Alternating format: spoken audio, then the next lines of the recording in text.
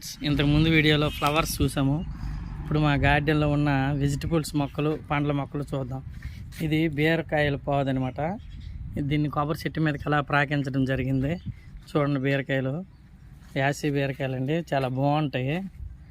ఇవి నేల మొయ్యట్లేదు కాబట్టి మాత్రం చేయదు అనిపించదు. మంచి మంచి బీరకాయలు కాసాయి. ఇవి యాసీ అన్నాలో మేము బీరకాయలు చక్కగా తినచ్చు. ఇది నిమ్మ మొక్క, ఇంకా పెద్దగా పెరగాలి. ఇది సపోటా మొక్క అనమాట. సపోటా కాయలు చూడండి, చాలా ఆల్ సపోటా అండి, చాలా తీయగా టేస్ట్గా ఉంటాయి. చూడండి, గుత్తు గుత్తులు కాసాయి.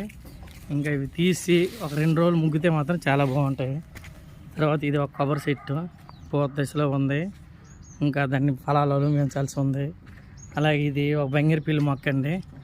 బంగినపిల్లి మొక్కలో చూడండి, అక్కడక్కడ కాయలు కాసింది. ఈ సంవత్సరం వర్షాలకి దెబ్బతిన్నాయి, కానీ లోపల మాత్రం కాయలు కాసేయండి. చూడండి, ఇలాంటి పెద్ద కాయలు ఉన్నాయి. ఇంకా ఇవి తీయాల్సి